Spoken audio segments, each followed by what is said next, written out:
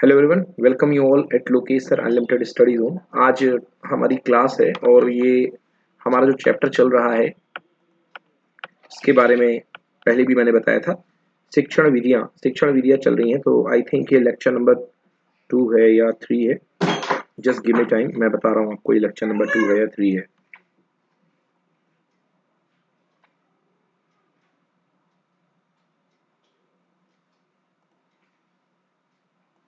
Okay, तो teaching methodology के हमने इसके पहले लेक्चर नंबर 2 तक कंटिन्यू कर लिए हैं।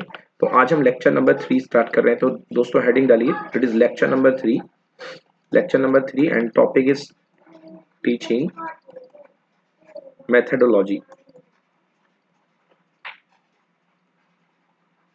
तो टीचिंग मेथडोलॉजी का हम लेक्चर नंबर 3 कंटिन्यू करने जा रहे हैं।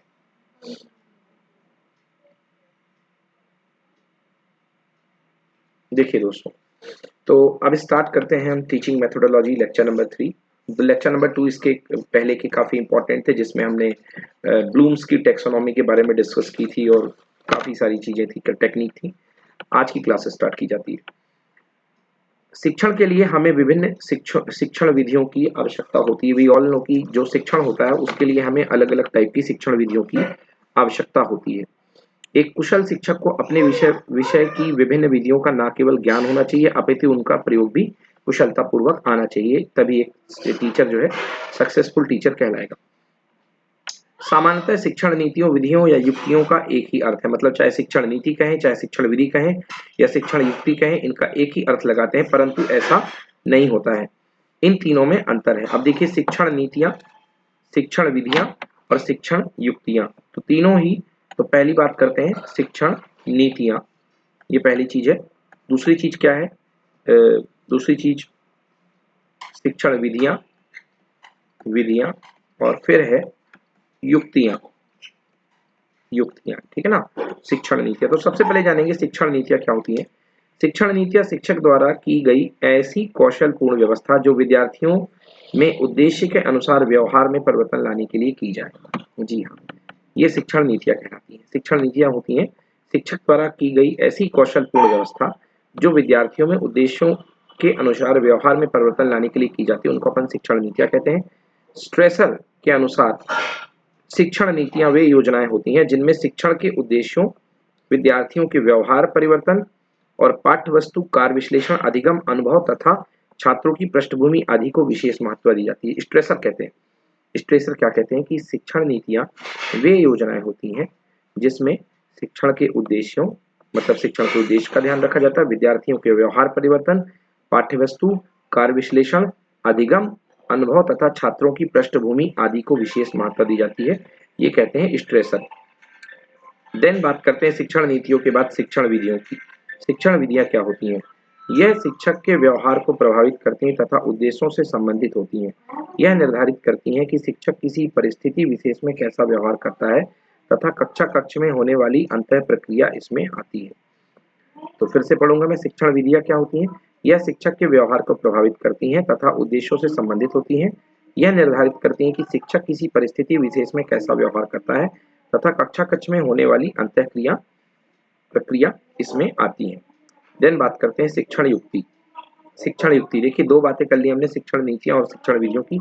अब शिक्षण युक्ति, इससे अभिप्राय यह है कि प्रयुक्त शिक्षण विधि में आप व्याख्या, दृष्टांत आदि किस युक्ति से प्रश्नोत्तर, व्याख्या, दृष्टांत आदि में इसका प्रयोग कर रहे हैं। शिक्षण युक्तियों का मतलब एक तरीके से है कि जो आप शिक्षण विधि में यूज कर रहे हैं उसमें व्याख्या, दृष्टांत आदि किस युक्ति, जैसे प्रश्नोत्तर, व्याख्या, दृष्टांत आदि में से किसका प्रयोग कर रहे हैं। ओके, उक्त तीनों में शिक्षण नीतियां व्यापक होती हैं। शिक्षण नीतियां इनमें सबसे व्यापक है तथा शिक्षण युक्तियां व शिक्षण विधियां नीतियों में सहमित रहती हैं। अतः उक्त तीनों को पृथक पृथक तो हैं, अतः उक्त तीनों पृथक पृथक हैं। कुछ शिक्षण विधियों को शिक्षण नीतियां भी कहा जाता है, लेकिन जब ऐसा किया जाता है तो उनका उद्देश्य परिवर्तित हो जाता है, जैसे व्याख्यान नीति, प्रयोजना नीति इत्यादि। शिक्षण कार्य कला तथा विज्ञान दोनों है। पूर्व में यह धारणा थी कि शिक्षक जन्म से ही प्रभावी होते हैं। यह धारणा आज के विषय वैज्ञानिक युग में बदल गई है। वर्तमान में शिक्षण के लिए मुख्यतः उद्देश्यों, विषय वस्तु, शिक्षक विद्यार्थी संबंधों को ध्यान में रखते हुए अनेक शिक्षण विधियां व सहायक सामग्री उपलब्ध है जिन्हें शिक्षक प्रशिक्षण द्वारा प्रभावी रूप से प्रयोग में लाया जाता है तथा शिक्षण प्रक्रिया को प्रभावी बनाया जा सकता है। वर्तमान में बाल केंद्रित शिक्षा को भी ध्यान में रखते हुए एक शिक्षक को किसी भी शिक्षण विधि को चयन करते समय निम्न तथ्यों को ध्यान में रखना चाहिए। अगर कोई शिक्षक जो है यदि कोई शिक्षक है बाल केंद्रित शिक्षा को ध्यान में रखते हुए एक शिक्षक को किसी भी शिक्षण विधि का चयन करते समय निम्न तथ्यों को ध्यान में रखना चाहिए। पहली पॉइंट है, शिक्षण विधि शिक्षण उद्देश्यों को प्राप्त करने में सहायक होनी चाहिए। मतलब जो शिक्षण विधि है वो शिक्षण उद्देश्यों को प्राप्त करने में सहायक होनी चाहिए। शिक्षण विधि विद्यार्थियों में वैज्ञानिक दृष्टिकोण उत्पन्न करने वाली तथा वैज्ञानिक विधि से कार्य करने का प्रशिक्षण देने वाली हो। शिक्षण विधि मनोवैज्ञानिक सिद्धांतों का पालन करने वाली हो, अर्थात विद्यार्थी की योग्यता, स्तर और आवश्यकताओं की पूर्ति करने वाली हो। सजीव वातावरण बनाने में सहायक हो, अर्थात प्रजातांत्रिक विधि हो जो विद्यार्थियों को अंतःक्रिया के अधिकाधिक अवसर देने वाली व उत्साहवर्धन करने वाली हो। करके सीखने के सिद्धांत अथवा क्रियाशीलता पर आधारित होनी चाहिए। कम समय वाली हो तथा प्रभावी हो। शिक्षण विधि में व्यवहारिकता होनी चाहिए, अर्थात उसे आसानी से प्रयोग में लाया जाना चाहिए। शिक्षण विधि को गतिशील होना चाहिए, ना कि स्थिर। ठीक। देन इसके बाद वह विद्यार्थियों में मानसिक गुणों के साथ साथ शारीरिक, सामाजिक, संवेदनात्मक गुणों का विकास करने वाली अर्थात सर्वांगीण विकास का अवसर देने वाली हो। शिक्षण सहायक सामग्रियों के माध्यम से सरल व स्पष्टता लाने वाली हो, जिससे शिक्षक व विद्यार्थी दोनों ईमानदारी, आत्मविश्वास से शिक्षण प्रक्रिया में भाग ले सकें तथा यह विद्यार्थी को रटन प्रक्रिया से दूर करने वाली हो। ठीक है ना। तो ये शिक्षण विधियों के जो होते हैं गुण हो सकते हैं, शिक्षण विधियों के गुण जो हैं ये होने चाहिए। चलिए, शिक्षण विधियों को उनकी प्रकृति के अनुसार विभिन्न प्रकार से वर्गीकृत किया गया है। कुछ शिक्षाविदों ने इन्हें जनतांत्रिक, प्रभुत्ववादी में, कुछ ने प्राचीन आधुनिक शिक्षण विधियों में, तो कुछ शिक्षाविदों ने मौखिक और क्रिया आधारित विधियों में विभक्त किया है। शिक्षण विधियों का सर्वाधिक प्रचलित वर्गीकरण शिक्षक केंद्रित तथा बाल केंद्रित शिक्षण विधियां समाहित हैं। इनमें निम्नलिखित शिक्षण विधियां समाहित हैं। चलिए देखिए, अब बात करते हैं शिक्षक केंद्रित विधियां, मतलब टीचर सेंटर्ड मेथड। तो शिक्षक केंद्रित विधियों में इसमें शिक्षक का स्थान मुख्य होता है, विद्यार्थी गौण होता है। यह वर्णनात्मक प्रकार की होती है, इसमें केवल मौखिक संप्रेषण होता है। इसके द्वारा शिक्षण में औपचारिकता की मात्रा अधिक होती है। मतलब शिक्षण की औपचारिकता मात्रा अधिक होती है क्योंकि विद्यार्थी के विचार नहीं लिए जाते हैं। इसमें विद्यार्थी केवल निष्क्रिय श्रोता होता है और शिक्षक सक्रिय रहता है। इसमें विद्यार्थी के विचारों, सृजनात्मकता आदि के लिए कोई स्थान नहीं होता। इसके द्वारा केवल स्मृति स्तर, पुनः स्मरण पर ध्यान देने हुए विद्यार्थियों को ज्ञानात्मक स्तर का ही ज्ञान दिया जाता है। इसमें निम्नलिखित परंपरागत शिक्षण विधियों को सम्मिलित किया गया है: व्याख्यान विधि, पाठ्यपुस्तक विधि, कहानी विधि और व्याख्यान प्रदर्शनी विधि। तो ये 4 विधियां होती हैं इसमें जो सम्मिलित हुआ करती हैं शिक्षण विधि में, शिक्षक केंद्रित विधियों में। ओके, देखिए अब इसके बाद बाल केंद्रित विधियों की बात करते हैं। बाल केंद्रित विधियां, इसमें बालक को शिक्षण का केंद्र माना गया है। इसमें बालक की आवश्यकता और रुचि, स्तर और सृजनात्मकता आदि को ध्यान में रखा जाता है। इसमें बालक को सक्रिय रखा जाता है व स्वतंत्रता पूर्वक सीखने का मौका दिया जाता है। इसमें शिक्षक की भूमिका अधिगम परिस्थितियों को उत्पन्न करने वाले की और मार्गदर्शक की हुआ करती है। करके सीखने के सिद्धांत पर ये विधियां आधारित हुआ करती हैं। इसमें समस्त नवीन शिक्षण विधियों को सम्मिलित किया गया है, जैसे प्रयोजना विधि, प्रोजेक्ट मेथड, समस्या समाधान विधि, आगमन निगमन विधि, खेल विधि, अन्वेषण विधि, प्रयोगशाला विधि, ह्यूरिस्टिक विधि और पर्यवेक्षण विधि। चलिए अब बात करते हैं, ये देखिए ये जो थी अभी अपन ने पढ़ी कि शिक्षक केंद्रित विधियां कौन सी होती हैं और अपना बाल केंद्रित विधियां कौन सी होती हैं। अब इसके बाद पढ़ते हैं मुख्य शैक्षिक विधियां की जो इम्पोर्टेंट अपनी टीचिंग मेथड्स है वो कौन कौन सी हैं। तो कुछ सामान्य विधियों का वर्णन निम्न है जो कि सभी विषयों के शिक्षण में समान रूप से प्रयुक्त की जाती है। मतलब कोई भी अपन सब्जेक्ट टीच कर रहे हैं उसमें ये सब में मेथड यूज होंगी।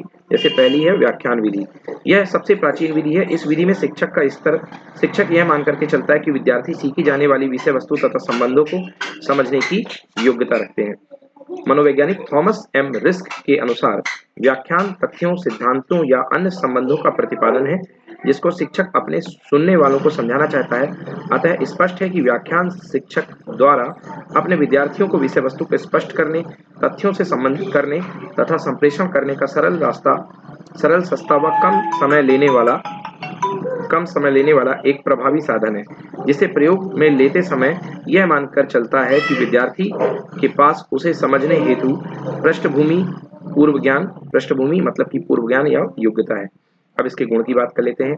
यह उच्च कक्षाओं के लिए उपयोगी है। यह समय, परिश्रम व धन की दृष्टि से कम खर्चीली है। इसके द्वारा एक समय में विद्यार्थियों के बड़े समूह का शिक्षण किया जा सकता है। यह विद्यार्थियों को सुनने व ध्यान लगाने के लिए प्रशिक्षित करती है। यह विद्यार्थियों में तर्क शक्ति का विकास करती है। इसमें विषय का तार्किक क्रम बना रहता है। तो ये हो गई आपकी इसके गुण। अब दोष की बात करते हैं।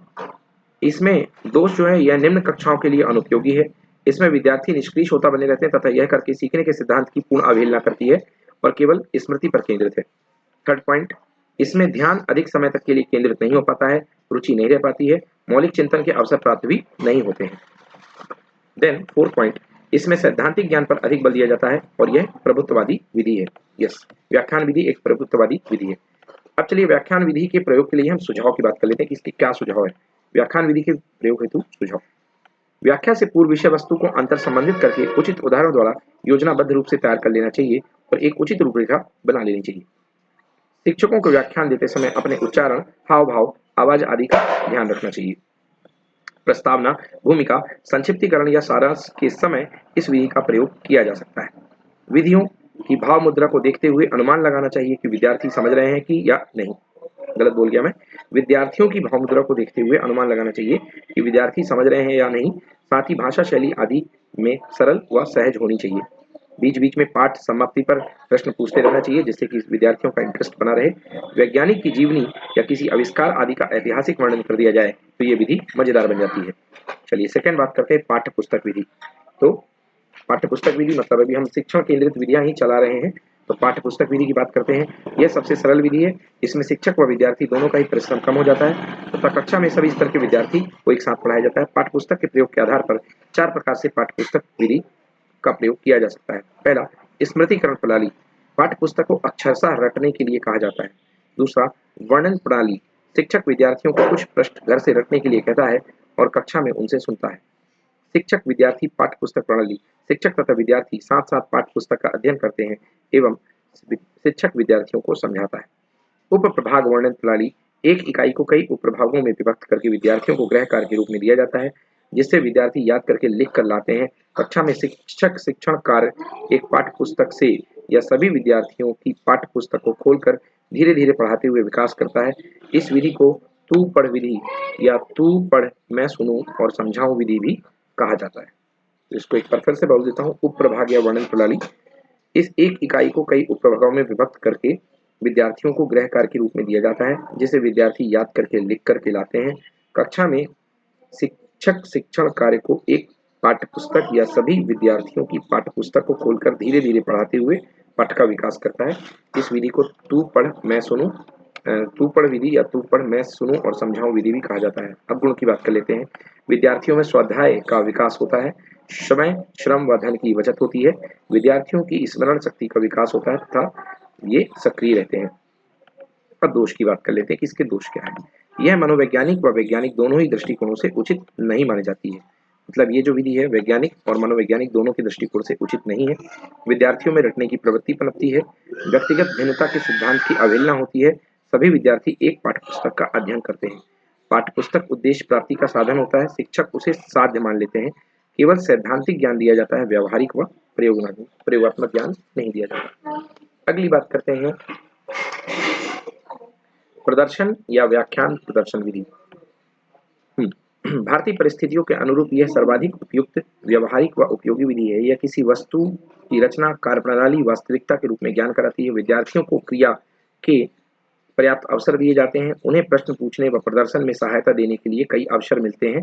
किसी घटना, परिस्थिति, वस्तु आदि को दृश्य रूप में विद्यार्थियों के समक्ष प्रस्तुत करके उसे स्पष्ट करना ही इस विधि का ध्येय होता है। इस विधि में शिक्षक विद्यार्थियों के समक्ष वस्तु को प्रस्तुत करके स्पष्ट करता है और समय समय पर उनकी सहायता लेता है। गुण, यह मनोवैज्ञानिक सिद्धांतों पर आधारित है। यह विधि। पॉइंट 2, यह समय व धन की दृष्टि से कम खर्चीली है क्योंकि शिक्षक स्वयं स्पष्ट करता है। देन अतः केवल उपकरण की आवश्यकता होती है तथा शिक्षक शीघ्र कुशलतापूर्वक प्रदर्शन कर जटिल विषय वस्तु को स्पष्ट कर देता है। अतः केवल एक उपकरण की आवश्यकता होती है और शिक्षक शीघ्र व कुशलतापूर्वक प्रदर्शन करके जटिल विषय वस्तु को स्पष्ट कर देता है। देन इसके बाद इसके और गुण भी हैं। तो सुनने की अपेक्षा देखी गई वस्तु अधिक समय तक याद रहती है। विद्यार्थी वैज्ञानिक विधि व वैज्ञानिक सत्यों की ओर प्रेरित होते हैं। जो विद्यार्थी होते हैं वैज्ञानिक विधि या वैज्ञानिक सत्यों की ओर जो होते हैं वो प्रेरित हुआ करते हैं। तो ये इस विधि की विशेषता है। देन इसके दोष की बात कर लेते हैं। दोष, इस विधि में करके सीखने के सिद्धांत की अवहेलना होती है। तो इस विधि के दौरान करके सीखने की सिद्धांत अवहेलना होती है क्योंकि शिक्षक जो होता है ज़्यादा इसमें प्रमुख होता है।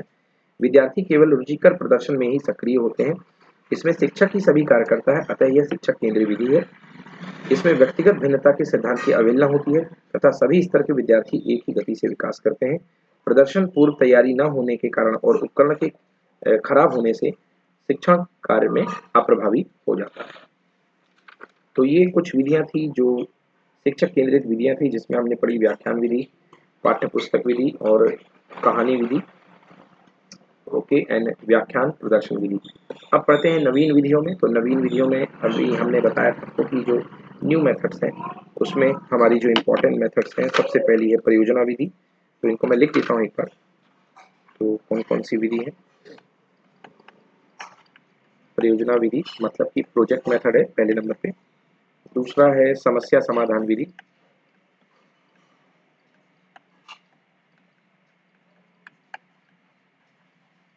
समस्या समाधान विधि।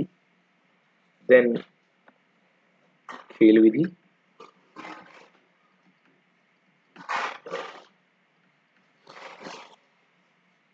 फोर्थ आगमन निगमन विधि, इंडक्शन डिडक्शन मेथड। अन्वेषण विधि फिफ्थ। अन्वेषण विधि। प्रयोगशाला विधि सिक्स्थ। देन ह्यूरिस्टिक विधि,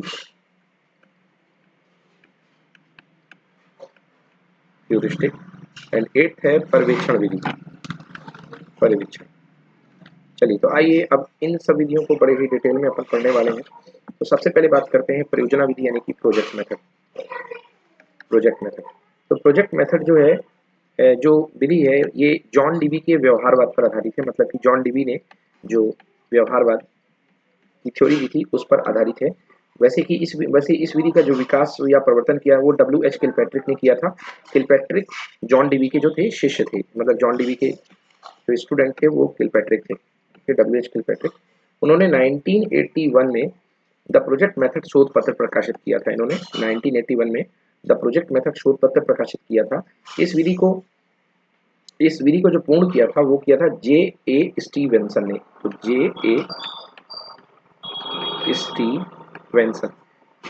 स्टीवेंसन ने इस विधि को पूर्ण किया था। इस विधि का मुख्य आधार एक ऐसी शिक्षा है जो अर्थपूर्ण क्रिया पर आधारित हो। जी हाँ, तो इस विधि का जो मुख्य आधार है वो एक ऐसी शिक्षा है जो अर्थपूर्ण क्रिया पर आधारित हो। अब बात करते हैं प्रोजेक्ट का मतलब। प्रोजेक्ट शब्द को शिक्षाविदों ने विभिन्न प्रकार से परिभाषित किया कि प्रोजेक्ट होता क्या है। ओके, इन्होंने प्रोजेक्ट शब्द को परिभाषित करने का प्रयास किया है। अब सबसे पहले बात करते हैं किलपैट्रिक की। किलपैट्रिक क्या कहते हैं? किलपैट्रिक कहते हैं प्रोजेक्ट उद्देश्यपूर्ण कार्य है जिसे लगन के साथ सामाजिक वातावरण में पूर्ण किया जाता है। ओके, तो यहाँ पे समाज की बात की है। स्टीवेंसन क्या कहते हैं? स्टीवेंसन कहते हैं प्रोजेक्ट एक समस्या मूलक कार्य है, मतलब समस्या देने वाला। प्रोजेक्ट एक समस्या मूलक कार्य है जिसे स्वाभाविक परिस्थितियों में पूर्ण किया जाता है। ओके, मतलब जिस परिवेश में आप रह रहे हैं उसी में आप इसको पूर्ण करेंगे। चलिए अब देखिए प्रोजेक्ट मेथड के सिद्धांत। कोई यदि आपको प्रोजेक्ट मिला है तो उसके सिद्धांत क्या होंगे? ओके, या परियोजना विधि के सिद्धांत। तो इसमें कौन कौन से सिद्धांत होने चाहिए? देखिए सबसे पहला है इसमें क्रियाशीलता का सिद्धांत, मतलब इसमें क्रियाशीलता होनी चाहिए। सेकंड है उपयोगिता। ओके, उपयोगिता का सिद्धांत। देन है शोदेश्यता, शोदेश्यता का सिद्धांत। ओके, देन फोर्थ है सामाजिकता का सिद्धांत। फिर फिफ्थ है वास्तविकता का सिद्धांत। फिफ्थ है वास्तविकता का सिद्धांत, रियलिटी होनी चाहिए या यथार्थता का सिद्धांत। सिक्स्थ इज स्वतंत्रता का सिद्धांत। ओके, स्वतंत्रता किसी प्रकार की बाउंडेशन नहीं। एंड सेवेंथ है रुचि का सिद्धांत, पसंद होनी चाहिए बच्चों की। देन है सह संबंध यानी कि को रिलेट कर पाने चाहिए बच्चे। देन है सह संबंध का सिद्धांत। एंड नाइन्थ होगा जीवन से सीखने का सिद्धांत। जीवन से सीखने का सिद्धांत। तो यार इतने सिद्धांत इसमें है। ओके, चलिए अब बात करते हैं। तो ये इन सिद्धांतों को ध्यान रखना है, इनके डिटेल्स हम नहीं पढ़ेंगे इन सिद्धांतों के, बट ये सिद्धांत हम याद रख सकते हैं। देन अब बात करते हैं प्रोजेक्ट या परियोजना के प्रकार। तो इसके प्रकार की बात करते हैं कि कितने टाइप की प्रोजेक्ट होते हैं या कितनी परियोजना होती हैं। तो डब्ल्यू.एच. किलपैट्रिक के अनुसार प्रोजेक्ट को 4 पार्ट में उन्होंने डिवाइड किया। पहला है रचनात्मक या उत्पादक प्रोजेक्ट। रचनात्मक या उत्पादक प्रोजेक्ट। तो रचनात्मक प्रोजेक्ट वास्तविक संरचना करना इसका उद्देश्य होता है, जैसे मॉडल बनाना, पत्र का निर्माण करना आदि। ठीक, तो मॉडल मेकिंग, तो वास्तविक संरचना करना इसका उद्देश्य होता है। एग्जाम्पल मॉडल मेकिंग या पत्र का निर्माण करना, मतलब पत्र लिखना, ये जो है ये आपका रचनात्मक में आता है। सेकेंड, कलात्मक या उपभोक्ता प्रोजेक्ट। कलात्मक या उपभोक्ता, देखिए कलात्मक या उपभोक्ता प्रोजेक्ट उद्देश्य की प्राप्ति प्रत्यक्ष या अप्रत्यक्ष अनुभव से की जाती है। इसे आनंद के प्रोजेक्ट भी कहे जाते हैं, जैसे कहानी सुनना, संगीत सुनना आदि। तो ये कला से रिलेटेड है, इसलिए कलात्मक या उपभोक्ता प्रोजेक्ट कहते हैं। समस्यात्मक प्रोजेक्ट। समस्यात्मक प्रोजेक्ट में क्या होती है, इसमें बौद्धिक प्रक्रिया होती है। ओके, मतलब मेंटल एबिलिटी वगैरह इसमें चेक होती है। और फोर्थ है अभ्यासात्मक प्रोजेक्ट। तो अभ्यासात्मक प्रोजेक्ट में क्या होता है, अभ्यास द्वारा किसी निश्चित कौशल को प्राप्त किया जाता है। इसमें अभ्यास के द्वारा आप जो होते हैं एक डेफिनेट आपको कोई कौशल होता है यानी स्किल होता है, उसको प्राप्त करते हैं, जैसे मानचित्र बनना, रेखा चित्र खींचना इत्यादि। तो मानचित्र बनना, रेखा चित्र खींचना आदि अभ्यासात्मक प्रोजेक्ट के अंतर्गत आते हैं। अब बात करते हैं परियोजना विधि के सोपान, मतलब किन चरणों में कोई प्रोजेक्ट मेथड कंप्लीट होती है। परियोजना विधि के सोपान। सोपान मतलब चरण। तो परियोजना विधि किन चरणों के अंतर्गत होती है भाई। सबसे पहली चीज है, पहला चरण है परिस्थिति उत्पन्न करना। पहला चरण है परिस्थिति उत्पन्न करना। परिस्थिति उत्पन्न होगी, उसके बाद आप प्रोजेक्ट का चयन करेंगे, तो दूसरा चयन होगा, दूसरा पॉइंट होगा प्रोजेक्ट का चयन व उद्देश्य का ज्ञान। प्रोजेक्ट का चयन व उद्देश्य का ज्ञान। तीसरा पॉइंट होगी प्रोजेक्ट की योजना का निर्माण।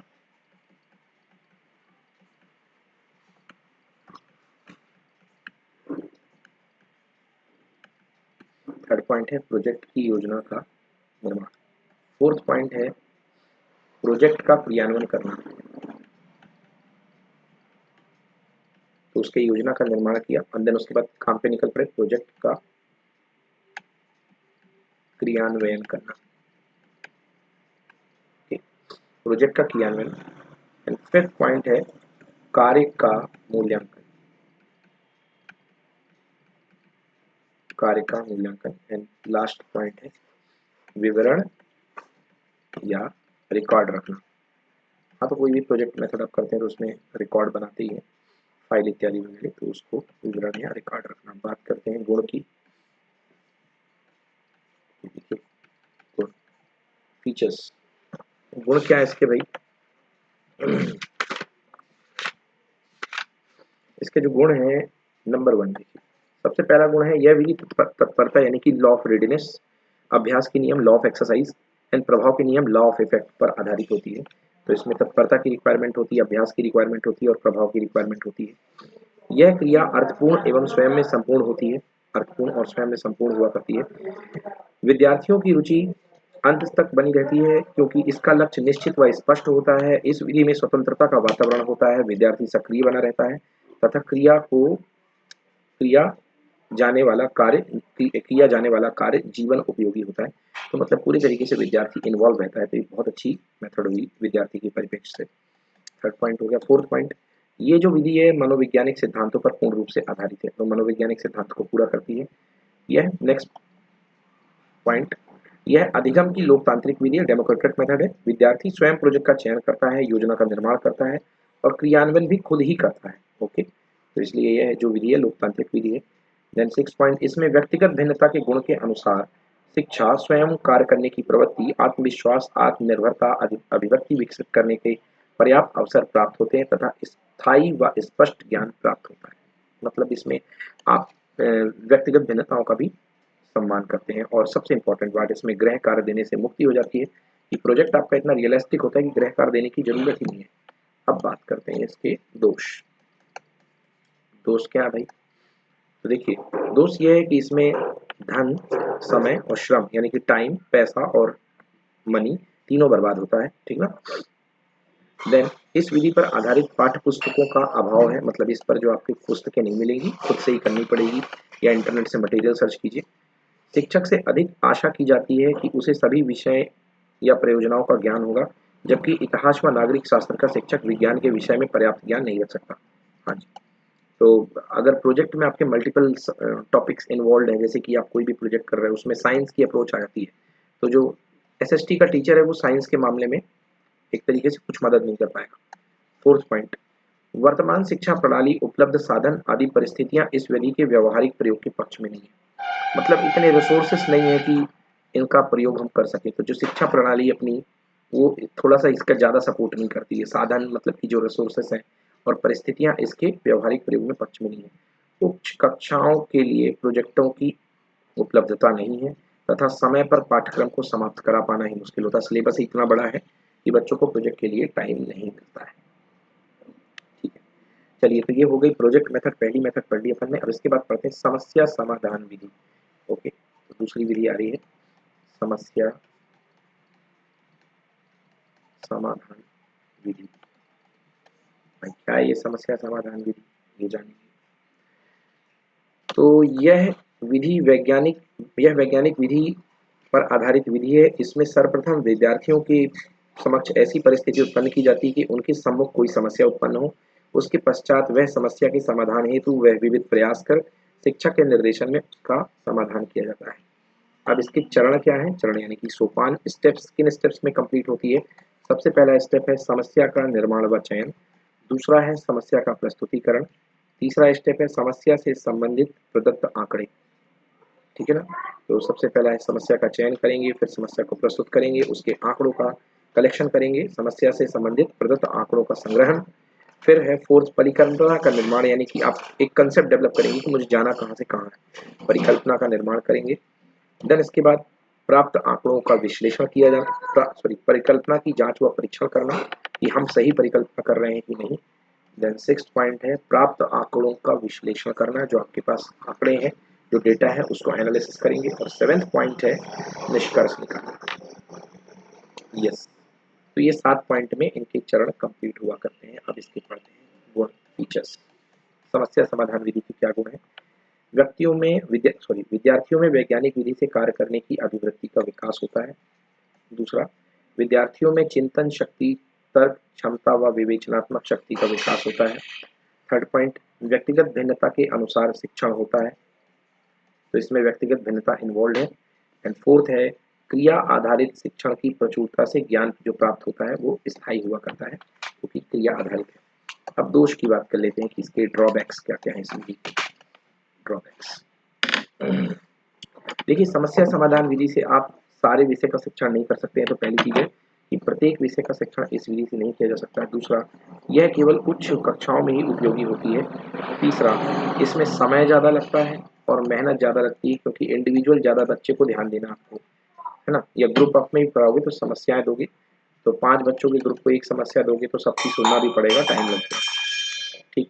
फोर्थ, प्रदाताओं के संग्रह हेतु विद्यालयों में पर्याप्त संदर्भ उपलब्ध नहीं है। समस्या समाधान व परियोजना विधि में अंतर यह होता है कि समस्या समाधान विधि मानसिक चिंतन व मानसिक निष्कर्षों पर बल देती है, जबकि परियोजना विधि प्रायोगिक कार्य को महत्व देती है। फिफ्थ पॉइंट, समस्या समाधान विधि से पढ़ाते समय शिक्षक को ध्यान रखना चाहिए कि समस्या विद्यार्थियों की रुचि व मानसिक स्तर के अनुकूल हो। तो ये भाई हुई समस्या समाधान विधि।